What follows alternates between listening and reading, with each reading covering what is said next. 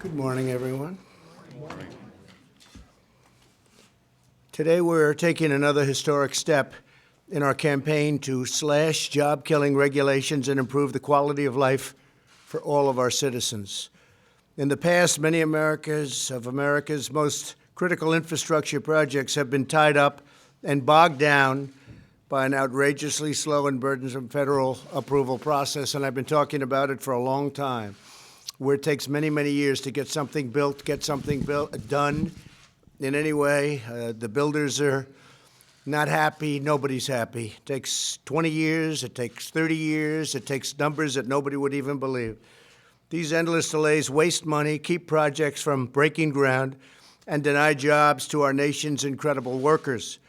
From day one, my administration has made fixing this regulatory nightmare a top priority. And we want to build new roads, bridges, tunnels, highways, bigger, better, faster, and we want to build them at less cost. That is why, for the first time in over 40 years, today we're issuing a proposed new rule under the National Environmental Policy Act to completely overhaul the dysfunctional bureaucratic system that has created these massive obstructions. Now, we're going to have very strong regulation, but it's going to go very quickly. And if it doesn't pass, it's going to not pass quickly. It doesn't have to take 10 years or much longer than that. These proposed reforms will reduce traffic in our cities, connect our rural communities, and get Americans where they need to go more quickly and more safely.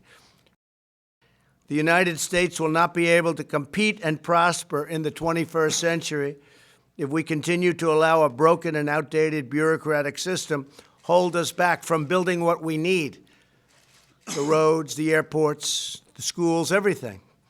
Right now, it takes over 7 years, and oftentimes much longer, and 7 years is like record time, to complete approvals for a simple highway, the simplest of them. With today's proposed reforms, we will reduce that number by more than 70%. We'll cut the federal permitting timeline for major projects down to 2 years, and ideally we're going to try and get even less than that. At the same time, we're maintaining America's world-class standards of environmental protection. We have some of the cleanest air and cleanest water on Earth. And for our country, the air is right now cleaner than it's been in 40 years. I guess you go before that, there was a lot less activity, so we're competing. I would imagine 200 years ago it was great. 500 years ago, before we got here, it must have been really nice, right?